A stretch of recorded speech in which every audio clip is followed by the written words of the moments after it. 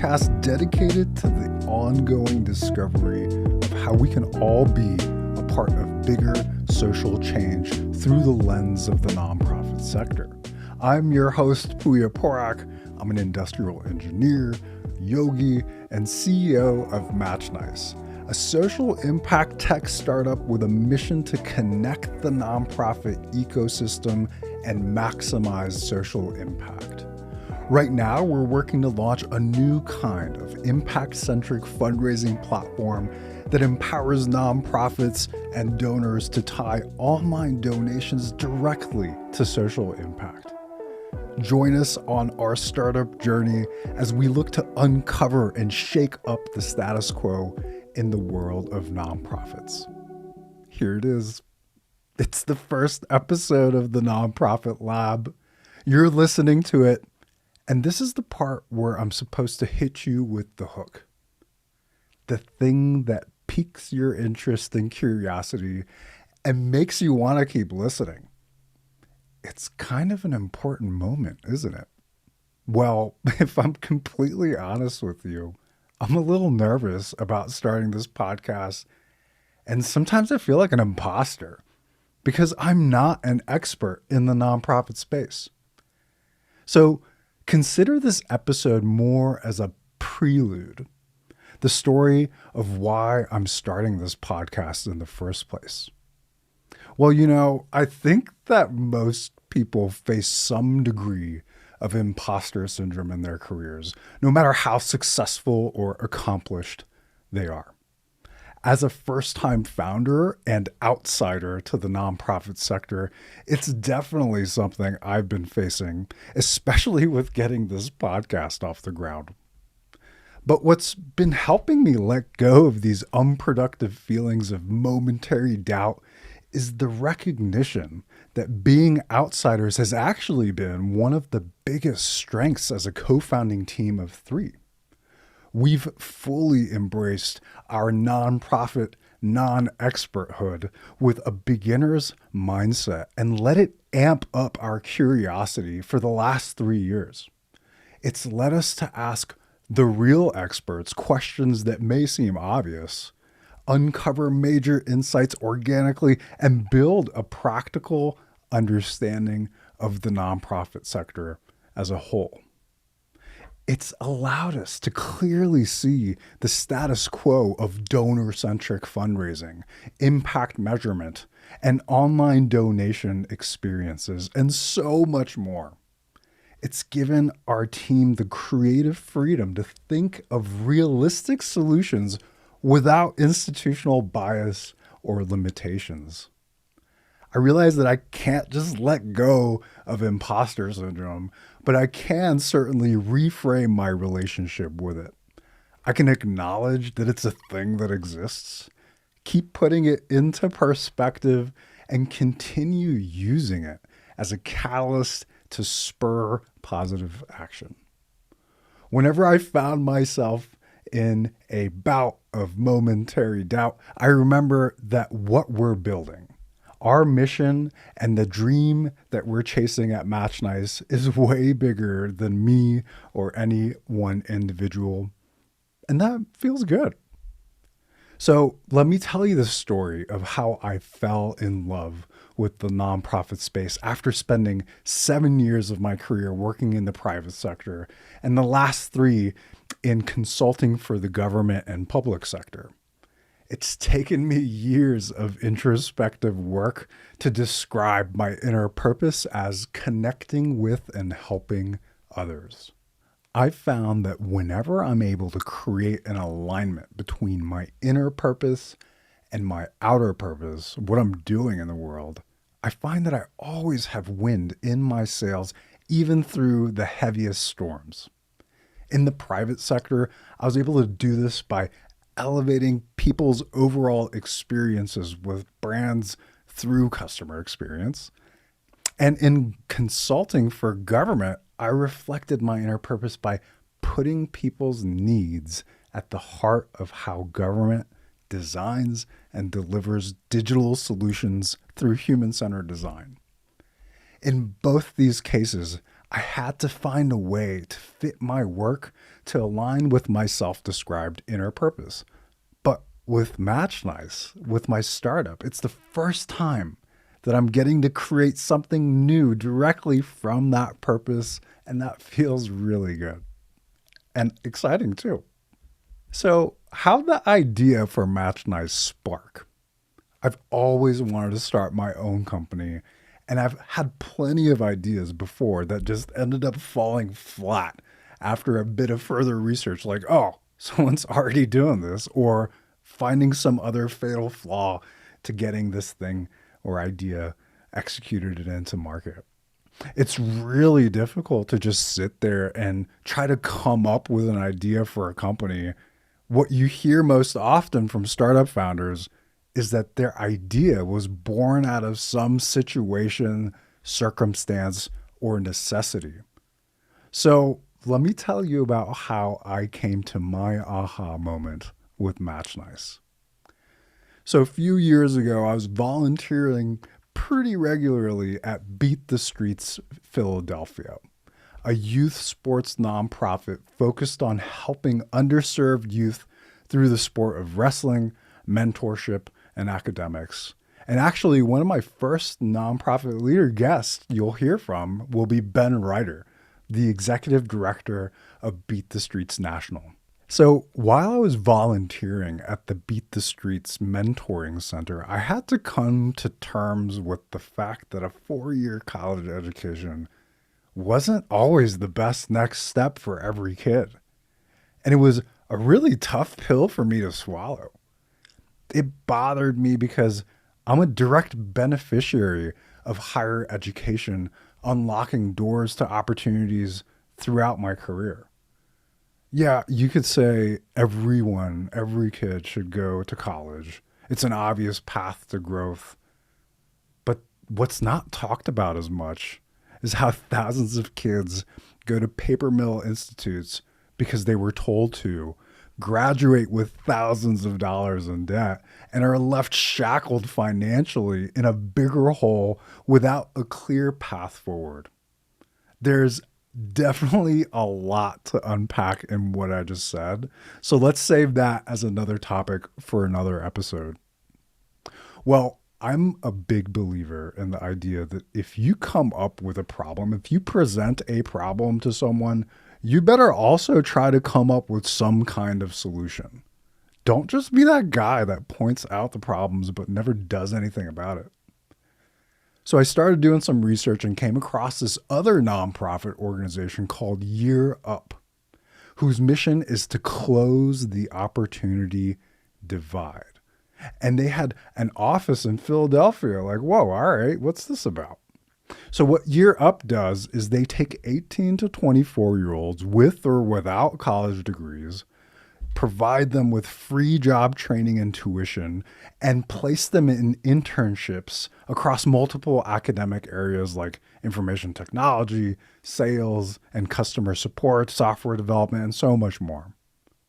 And they don't stop there. They give their students the resources and a platform to connect with some of the biggest Fortune 500 companies for internships leading to a new career path. That's when it clicked. I was like, okay, here's a partnership that makes sense between Beat the Streets and Year Up. We can create a new avenue for these kids that aren't planning on going to college right after high school. So naturally, I made a connection between these two nonprofit organizations, and that's the click. That was the aha moment.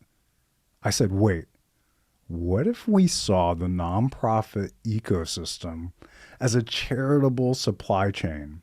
And with over 1.5 million nonprofits in the US alone, how might we optimize that system to maximize impact? You see, there's this concept in supply chain optimization that if you have a network of processes all working to produce one thing, for example, think of a factory with multiple divisions all working together to try to produce this one widget. Well, if each division is self-maximizing their interest, their piece of the process, well then the overall system output will be lower. Lower than if each division took a step back and instead of doing what maximized their part of the process, did what maximized the output of the whole system. It's this selfless, collective approach focused on the whole that can maximize system output. But it requires us to take that step back, to see the big picture, and not just do what makes us as the individual players the hero, but places the emphasis on what's best for the overall system. Thus was born the MatchNice mission, to connect the nonprofit ecosystem and maximize social impact. Yeah, I know, it sounds really broad, but we're dreaming big. It's a massive aspiration of ours, and over the last 3 years, we've been captivated by this question and have been on a journey of discovery in the nonprofit sector. I met with nonprofit leaders, folks working for some of the biggest foundations and organizations that focus on nonprofit partnerships, and started asking questions to understand why more nonprofits aren't partnering up. I learned very quickly that there are a lot of stars that need to come into alignment for nonprofit partnerships to work out. It's not the case for every nonprofit, but certainly for the majority. You've got things like ego getting in the way. Oh, this is my baby. I'm not going to let go of this. I'm not going to let you into my sandbox. You've got risk. Oh, well, what happens if this partner does something to get us in legal trouble? What happens to our brand? You've got competition for funds. Oh, what if they take funds away from my organization? What if my big donors move their money to this other nonprofit? You have so many complex factors that go into nonprofits wanting to self-maximize their organization and their mission in lieu of taking this collaborative ecosystem approach to making progress towards solving some of the world's toughest social issues. I realized after all these conversations with leaders in the nonprofit space that this was going to be way too big of a problem to chew on right off the bat. Our mission to connect the nonprofit ecosystem and maximize social impact, therefore, is the peak of the mountain. And I had to come up with and build a base camp first to prepare and set up for success on this epic journey to reach the summit of our mission. So let me tell you, starting a company on your own can be really hard. It can be a really grueling process. You're often left to your own thoughts, doubts. You're in an echo chamber of excitement and constant self-administered pressure to make things come to life. On your own, hitting roadblocks can feel like smacking into a brick wall. All the while, juggling a full-time job and flying around the country, living in a hotel as a consultant was wearing me thin. The fire to start MatchNice was still there, of course. It never went out. But there were definitely moments where that flame would flicker. My biggest internal conflict in the 1 year as a solo founder was always wanting to make this dream come to life, but feeling like I was hamstrung. Thankfully, I was never really alone. Besides my wife and a couple of mentors, there was someone who was there for my aha moment. Someone who saw the excitement and passion I had for this MatchNice dream. And whenever I found myself in a slump, there was always some kind of check-in to see how it was coming along, an inspirational nudge to keep going, a piece of news or an article that underscored the importance of what I was working on. Someone who kept adding fuel to my fire in pursuit of my social impact startup dreams. Meet the very funny sometimes theatrical, master of organization, my first co-founder, COO of MatchNice, and good friend, Madeline Hendry. Hi, Madeline. How are you? Hello, I am great. I actually just got my office set up in my new house finally, and I'm really enjoying the vibe. Nice little logo you got there. Oh, thank you. Thank you. It's my only art in here. Most important thing first. Well, Madeline Hendry, tell us about yourself. Well, I am from the Philadelphia area. I grew up in a place called Flour Town, which is like the baking flour, just north of Philadelphia. And just in my personal life, I've always been a singer. A lot of music is a big part of my life. I went to college to wanted to do music videos. I have made a lot of music videos in high school. I was in the church choir as a kid. I did a cappella, and now I sing in a gospel choir pre-pandemic and try to get in as much karaoke as I can. That's always been a big part of my life, but other things, just to paint a picture of me. I'm a very nostalgic, family focused person. I really like to spend time with my loved ones, my family. I like to take pictures, make photo albums, document everything. And my husband Ian and I love to go out and try different types of food. And Pooya, as you know, we are huge fans of beer. During the pandemic, when we lived down the street from each other, we spent a lot of time sitting and trying new beers on the stoop in Philly. So that's me as a person. But as far as my career thus far, I've done a lot of different things.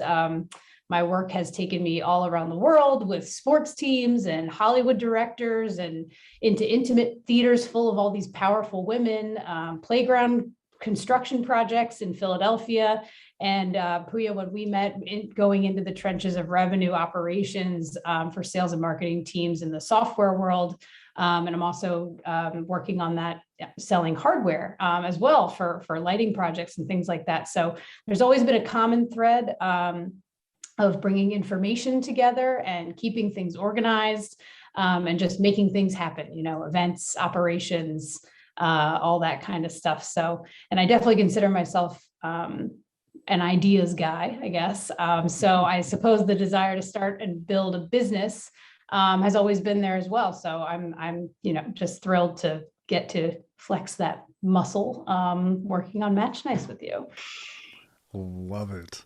Yeah, I mean, it's hard to believe that we've known each other now for close to coming on 5 years, I think, right? That's so It crazy. is wild. It So, feels like a lot longer. does it? So, Madeline, what do you actually remember about the first time that we met and started working together, like Oh, before Match Nice? yeah. Well, we were both working at the same software company and we were in totally different roles. And I think we both went full time on the same day. Like I remember there being an announcement that was like Pooya and Madeline.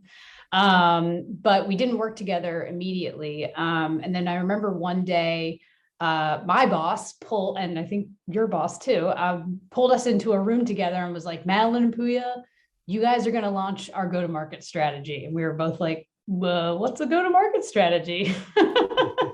But that's what started this awesome relationship between us of just figuring stuff out. I think we're both like super tenacious and curious, and we both strive for excellence. And so we're able to produce like just awesome stuff when we're working through problems and working stuff out together.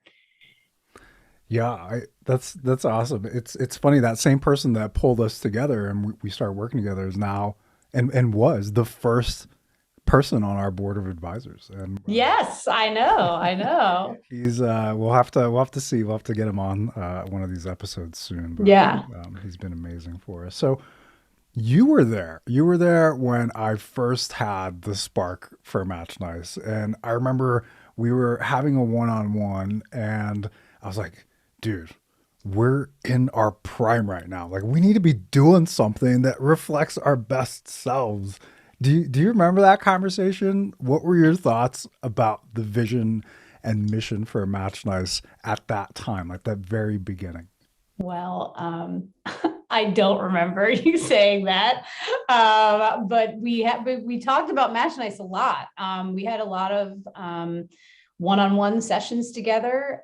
You were my boss, and you established. I'd never had at previous jobs those one-on-one conversations as part of like our regular practice at work. So we talked a lot about what we were doing in our personal life and then also catching up on work. So when we talked about MatchNice in those one-on-one conversations, I know that it was right around that time that I was starting to explore the path that I wanted to take in my own career. And I knew that I wanted it to be something focused in social impact. I just didn't really I didn't know exactly what yet. So when you told me about MatchNice, I latched onto that just because I loved talking about social impact, learning about it, and chatting with you because we were both learning about it. You know, like you said, we're not experts in that space, in this space, but we want to be part of the solution. So I just remember being like, yeah, we were talking about it. Hmm. That's awesome. And a quick note about those one-on-ones. I've had a lot of different managers throughout my career. I worked for Delta Airlines for 7 years, and when I was there, I had the full spectrum of the styles of one-on-one meetings. The manager who was all up in your business, like really micromanaging and didn't care a damn, like didn't care at all about what was going on in your personal life, to like the other person who was like, tell me about your dreams, and like really invested in my personal success. And, I was really privileged to kind of get a flavor for all of these different styles of management. And when we first started working together, it was an opportunity for me to kind of put that into my own style. And what I learned throughout that was like every one-on-one relationship was different, and I feel like we were able to click pretty quickly. And we'll have to do an episode about Match Nice values and our culture of like openness and bringing your whole self and vulnerability and all of that at some point. But about the same time that we were just kicking off these conversations about Match Nice, it was interesting because I remember you were doing some introspective work of your own. Remember that little email you sent to your close friends asking for feedback about your strengths and all these other questions to help you hone in on what your purpose is? I remember my response at the end of that, but tell me what that process was like for you. Yeah, it's funny. I wish I could say that that exercise helped me more. It was great to get answers from people because it's really hard to take a bird's eye view of yourself and try to understand your purpose. I think it's, we've talked about this before, but it's something that uh, you personally, I know it's a constant exercise. You have to be working on it all the time.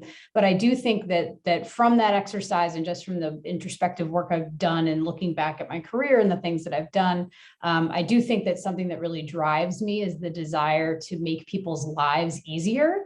I really enjoy trying to wrap my hands around a problem and take it apart and then put it back together in a better and simpler way that is, just makes a process easier for someone, even if it's something like building it, like putting a timesheet together, taking something that's clunky and just making it a little bit easier for somebody. I really love building like systems and processes like that. So, when it comes to Match Nice, fundraising as it stands today in the nonprofit world is this colossal thing to wrap our hands around, but I'm really enjoying the journey of trying to understand it better so we can deliver that simpler solution with MatchNice to make people's lives easier. So I think that's like a common thread just throughout everything I do. And it kind of clearly I'm energized, shaking my computer all over.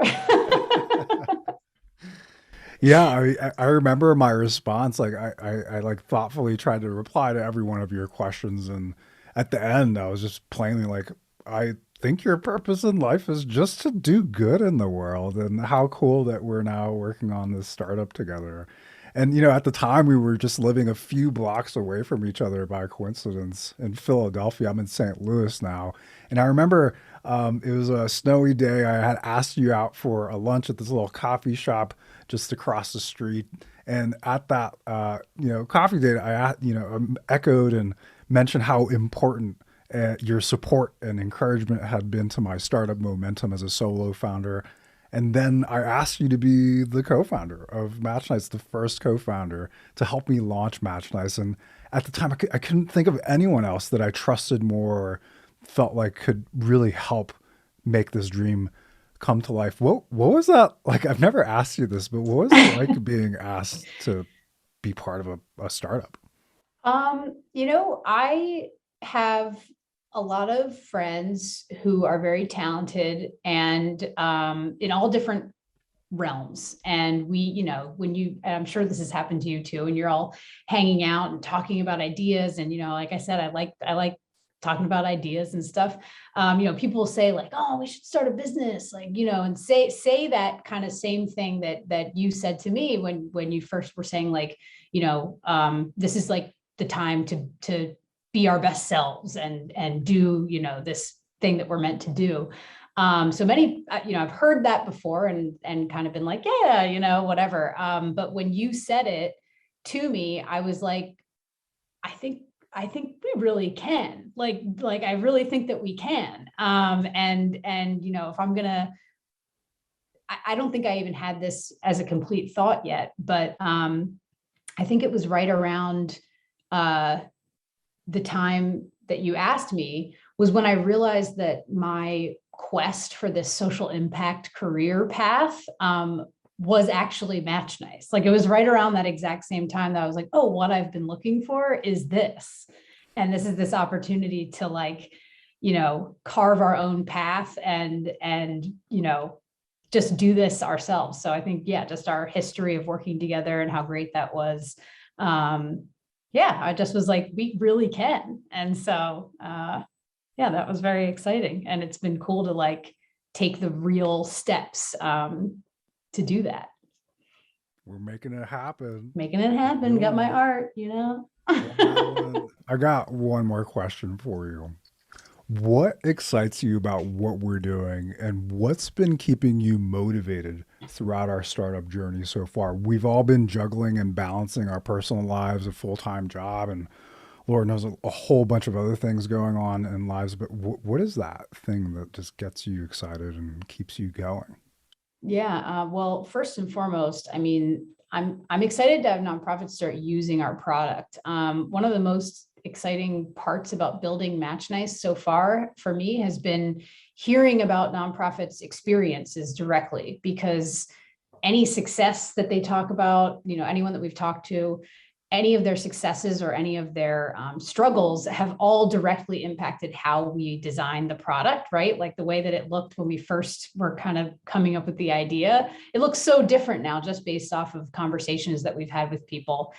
So it's a little more meta now because I want to see what our users of our product think of the product. I want them to, when in our early conversations, when we would talk to people, we'd be like, rip us apart, like tell us everything that you hate about it so we can make it better. So I'm really excited to just keep iterating on the product and build something that really works to help nonprofits raise more money online and share that impact of their work with the world. But I mean, on an operational side, I'm excited, kind of echoing what you said about your one-on-ones.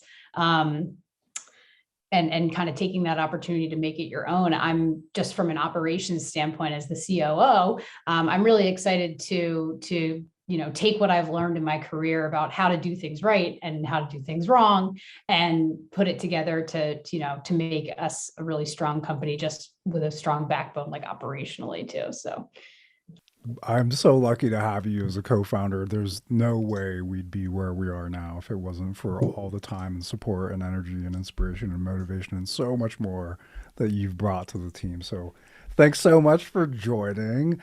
I of don't course. think this is going to be the last time you're on the show. So No, I'll be here again. I'm always here. yes. All right, Madeline. Thanks for tuning in. Thanks for having me. All right, so I had managed to confirm one co founder to join the dream, and things were really starting to look up. When I asked Madeline to join as a co founder, I was flying back and forth every week from Philadelphia to Michigan for work, and things were hard. I mean, I'd fly out early on a Monday morning after getting a flight notification on a Sunday morning. That's always fun. Get to the client site that afternoon, work all day, come back to my hotel room, work some more, go to sleep, do it all over again, and then catch a flight back home Thursday late afternoon and get home that night. I absolutely loved what I was doing for work, leading human centered design for health and human services agencies across the country. But the monotony of going from flight to work to the hotel room back to flying to work was just getting kind of drab for me. That year, I easily made platinum status on Delta and spent over 120 nights in hotels for work. Not exactly what I would consider the sustainable work-life balance I had dreamed of. My outlook on traveling to Michigan all changed though when I made friends with this 23-year-old, now 24, whiz kid on the project. I say whiz kid because he's absolutely brilliant. His early career has already led him to work for Apple, Tesla, Deloitte, where we met, and he's now working at one of the best private equity firms out there. So we'd crack jokes with each other at the office, we'd work out after work, and hung out regularly, and quickly became really good friends. As he likes to say, he's just built different. I'd like to introduce you to my good friend and CTO of MatchNice, Ibraheem Saleh. Hey, Ib. Hey, What's Pooya. up? I'm good. How about you? I said, what's up? Don't you hate when people do that? You're like, how are you? And you're like, nothing. Yeah. Yeah. This is going great. So, Ibrahim, tell us a little bit about yourself. I'm Ibraheem Saleh, born and raised in Grand Rapids, Michigan, oldest of three siblings and son of two Syrian immigrants. Shout out mom and dad, Sama and Mohammed. I am a technology enthusiast. It's the best way to describe it. Never get tired of reading up on emerging technologies, whether it be application or just experimental. I think it's always interesting to read about how the world of technology is changing in every industry. That's awesome. Yeah, I mean, like when I first met you, that was one of the things that like clicked with me. I'm a first generation American. My parents were born in Iran. I was born in Dubai. I grew up in Finland, moved to the States in 96. And, I really kind of like instantly kind of clicked with your origin story and like how your parents got to the States. So, Eve, me and you were playing billiards after work one day, and I'm so glad that we did. Share the story of what happened that night. It's one of my favorite stories. So I believe it was you and I had wrapped up a crazy day of work. We went back to the hotel, obviously had our daily routine of go to the gym, come back and chill. And then we both were kind of bored. So we decided to head over to play some billiards across the street. While we were playing, where I think we were on like game 2 or 3, I let you win the first couple, obviously. Uh, um, but I was curious. I asked you if Deloitte was your end game, if you had planned on like a long-term future there, or if there was something else that you wanted to try doing. And then you looked at me and you went, it's funny you asked that. There's actually been something I've been working on for the past year or so. And me obviously being curious, asked what it was, and then you pitched the idea of MatchNice, the intention behind it, the backstory, and you pretty much explained like a startup of sorts. And I thought I'd just share my 2 cents. I gave you my approach in terms of like how I'd started off, in terms of like the tech stack I'd use, etc. And you kind of just stared at me after I was done explaining it and asked me if I would want to be CTO. Um, and I immediately was like, yeah, of course, that sounds amazing. And I think I remember like I jumped on it immediately, not because I was tired of the work I was doing, but because obviously like every work experience I've had has been amazing. But there's always like that small itch to do more. And yeah, so when that opportunity came up, I was like, absolutely, let's hash this out and see what can come of it. Yeah, I mean, it is such an epic night. I'll never forget it either. And you know, I had kind of like half jokingly thrown out like, well, you could be the CTO of the company just to kind of see how you'd react. And I was so surprised. You were 100% down like that moment. Like there wasn't a question, there wasn't a doubt. And I was like, okay, this actually might go somewhere.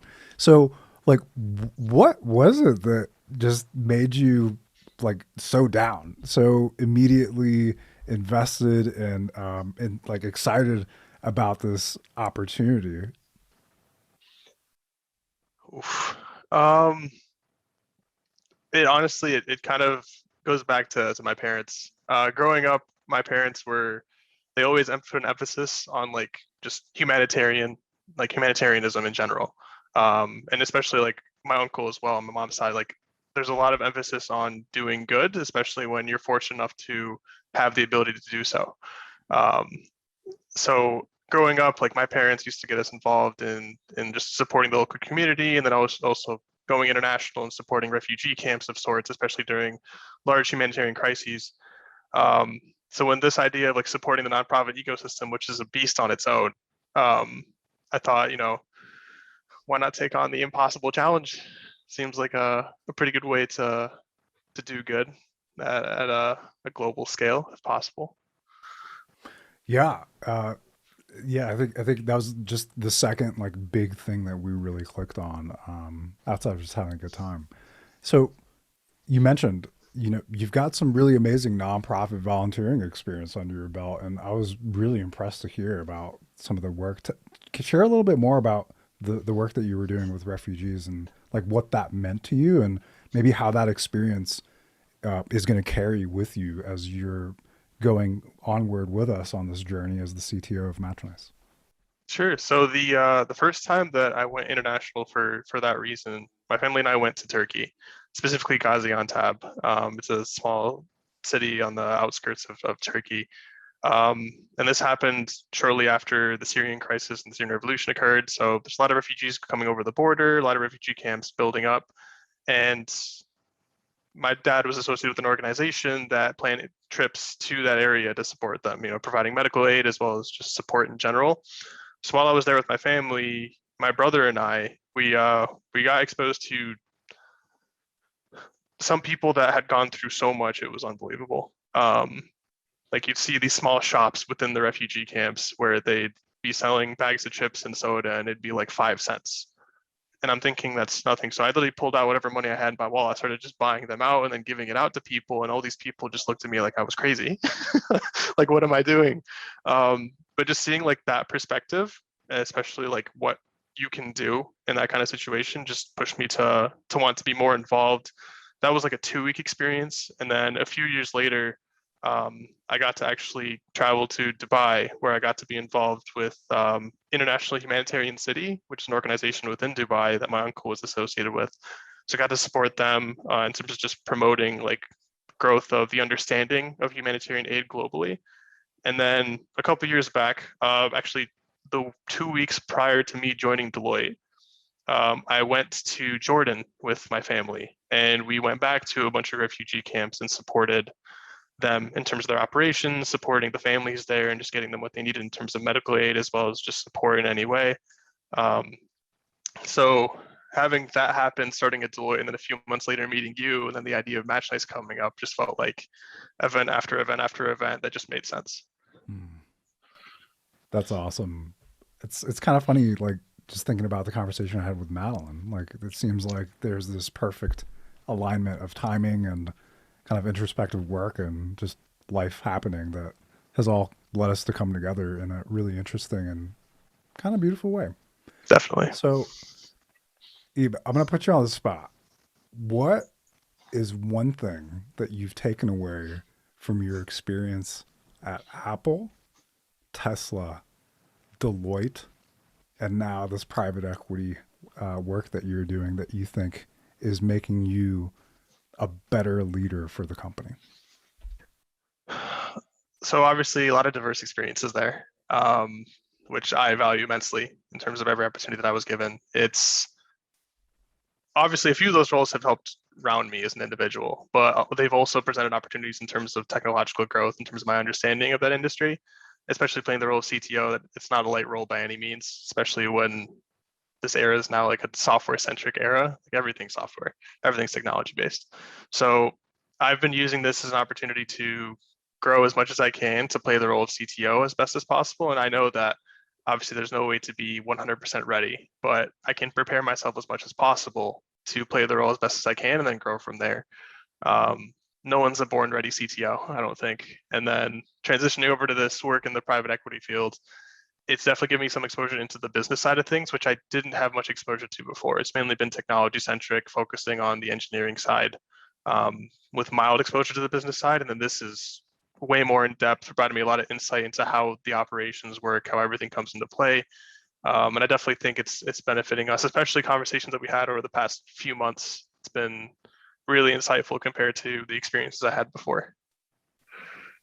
Yeah, I love what you said about there's not really much you could do to prepare. It's kind of like what you hear parents with their first newborns say about becoming parents, and MatchNice in a way is like our baby, and it's very much like that as well. So it's a pretty astute connection to make. So Ibrahim, same last question that I asked Madeline for you.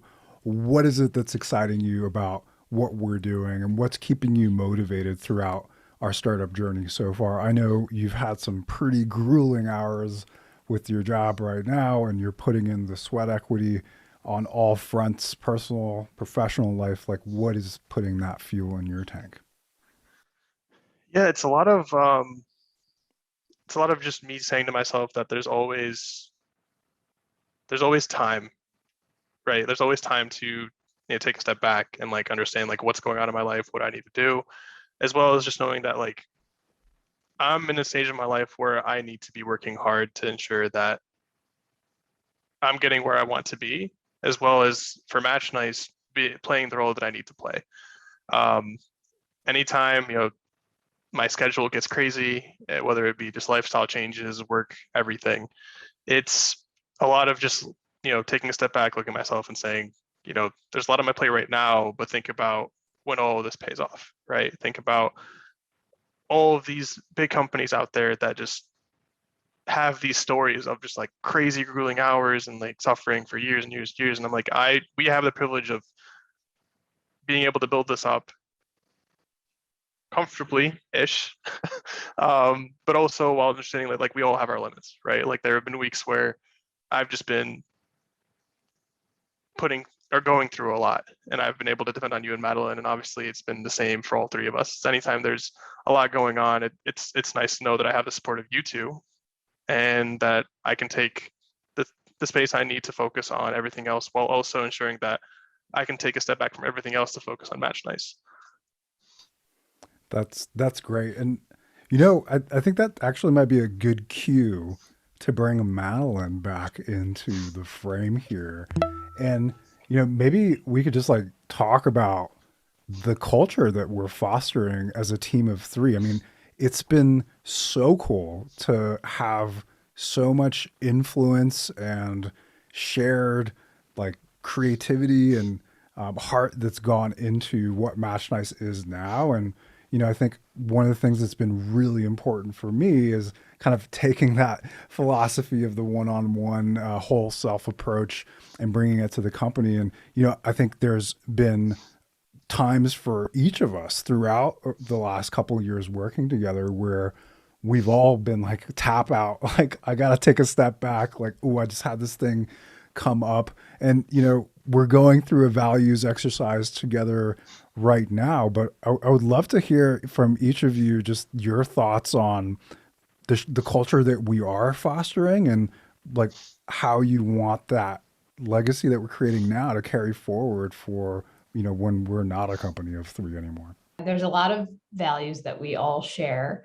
But I think the one that sticks out to me when I'm just looking back at the time that we spent, especially, when the pandemic first hit, and I know all three of us were finding a lot of solace and like purpose in working on MatchNice, trying to make things better in this world that was like falling apart, which, still happening, but it was newer then, I guess. But I think a big part of what we were building at that time and now what we're building going forward is just that culture of vulnerability. I think that, Ibraheem and I didn't know each other before starting MatchNice. And we've actually only met one time in person, but I, consider Ibraheem my very close friend. And I think that's because of the, conversations that we've all had with each other, whether it's, even just the other day, I think I told you guys both that I was like, I don't get this. And I'm, instead of trying to pretend that I get it or go along with it, just saying like, this is not my strong suit and I need help. That's a huge thing.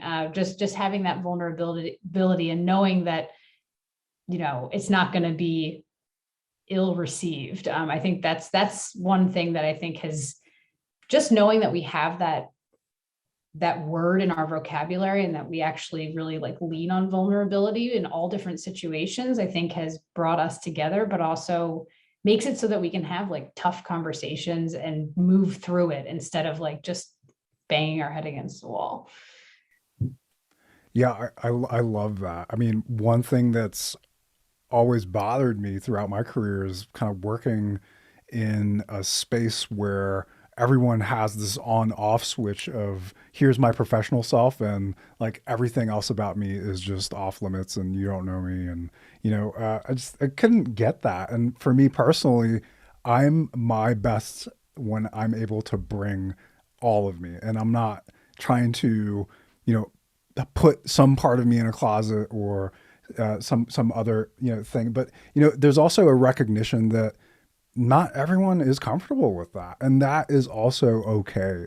And I think creating this culture of inclusivity where there is an opportunity to be vulnerable and open is really important. But also not creating this kind of like kumbaya culture of like everyone share your feelings, but creating a real moments of kind of genuine connection between each other has been really important. Ebe, what are your thoughts? I, Growing up, it's been, and especially through like my early career, it's been a lot of knowing the difference between am I making an excuse or am I being realistic? Right? Like am I actually going through a lot or I just get 2 hours of sleep last night? Right? So it's a lot of like trying to come up with validity behind the reasoning that you play.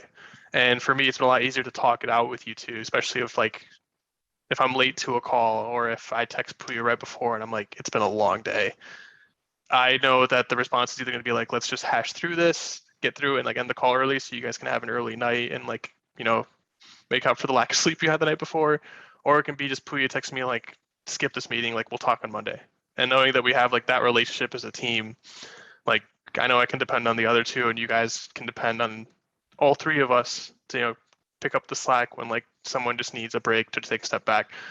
At the end of the day, we're human, right? Like we can only balance so much. And as the entire world develops over time, I think it's been a common trend of like everyone in general has been taking on more and more on their plate than previous generations. If you think about it, from like a workload to just balancing a lifestyle in general, it's been a lot for a lot of people. And it's essential to actually open up that kind of environment in the workplace where I can comfortably talk to my boss and say, hey, like I need a couple hours or just a day to actually like de-stress, like take a step back because I'm going through a lot.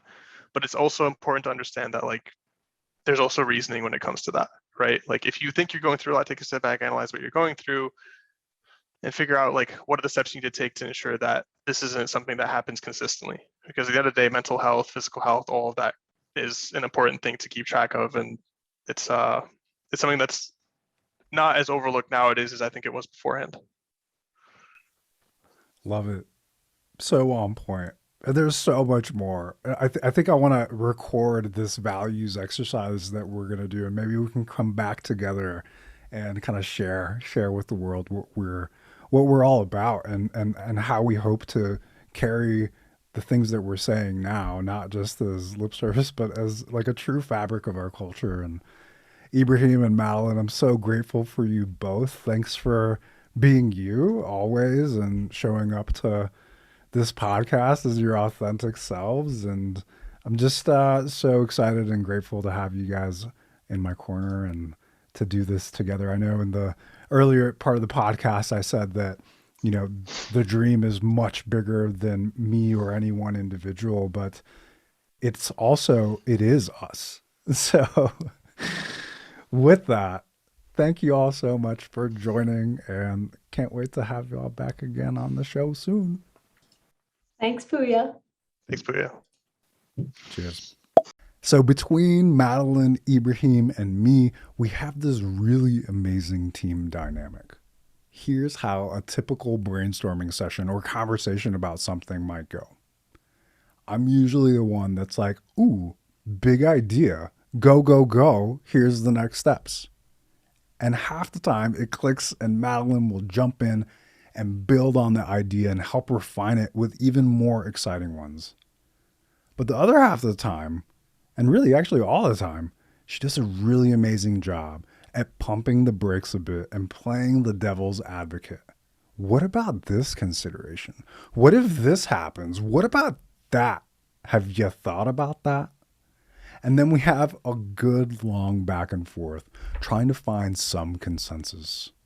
And right as we're about to drive each other up a wall, Ibraheem will jump in and he usually sums up what Madeline and I are both trying to get at in a concise 1 to 3 sentence statement.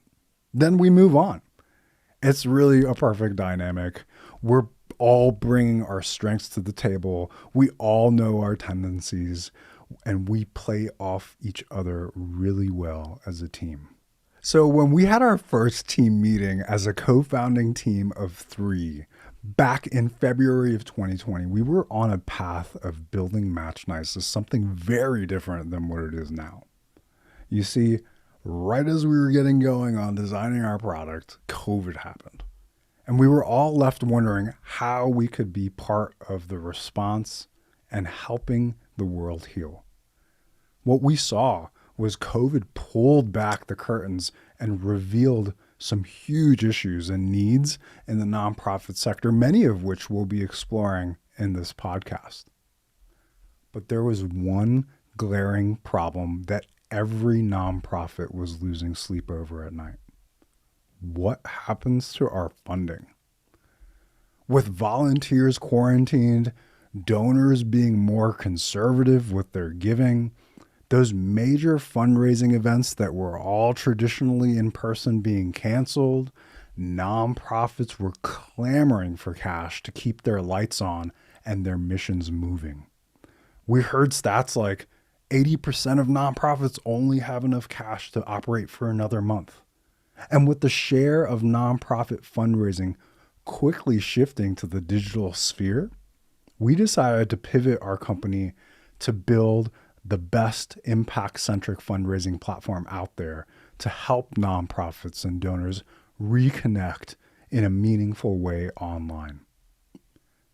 We looked at how nonprofits are raising money online and saw a ton of opportunity to make it more engaging, fun, and impactful.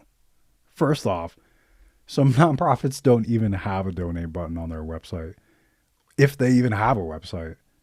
And if they do, that donate experience is pretty vanilla. Enter the amount you want to donate, put in your information, click submit, and poof. Yeah, we all trust that our donation is going towards a good cause, but donors are left wondering, what's the impact of my donation? Less than 1 in 5 new donors ever give again to the same nonprofit. And nonprofits are left asking themselves, how can we engage new donors? We looked at this problem and spent over a year interviewing nonprofit leaders and fundraising experts to inform the design of MatchNice.